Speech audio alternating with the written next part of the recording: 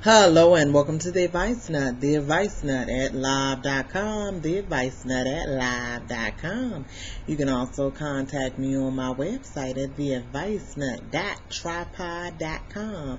Let's get to our first email.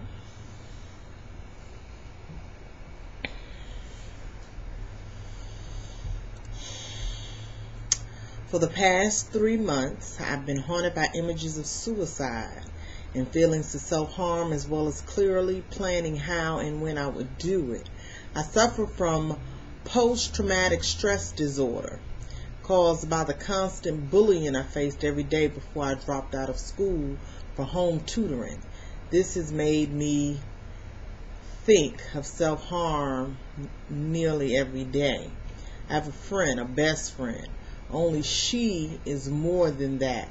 I fell for her way more than any friend, and I believe she feels the same. And I had to make a promise to her.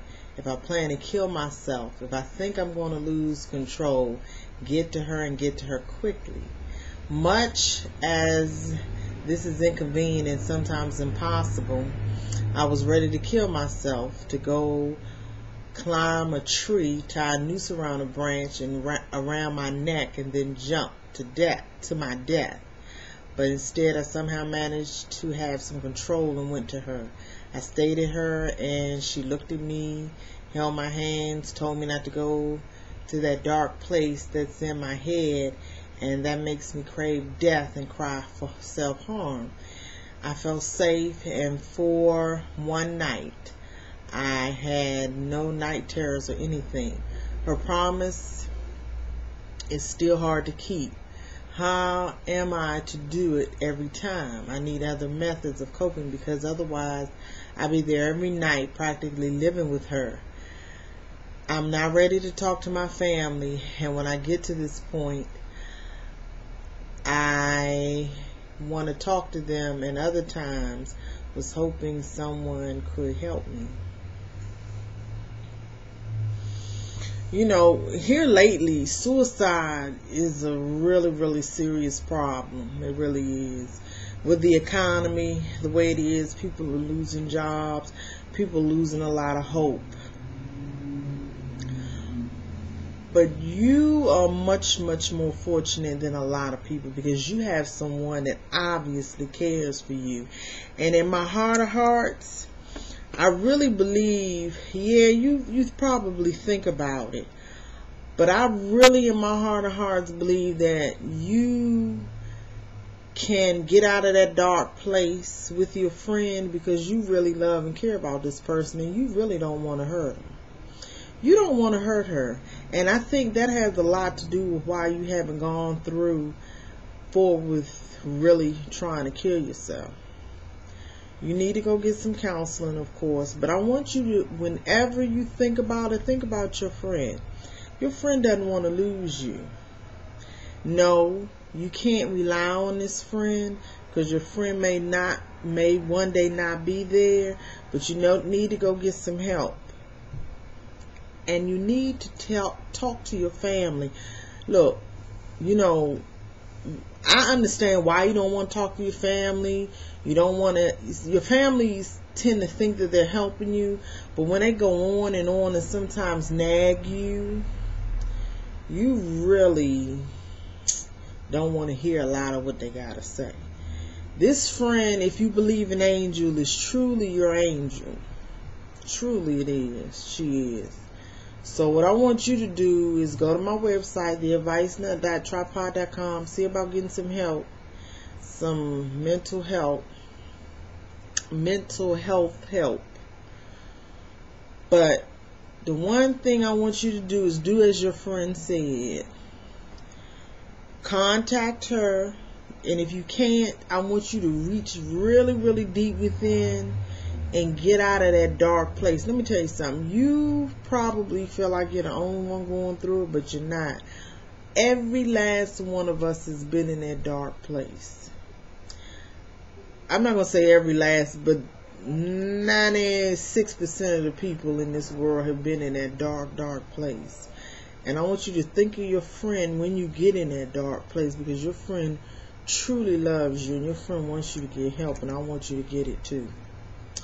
All right, let's get to our next email.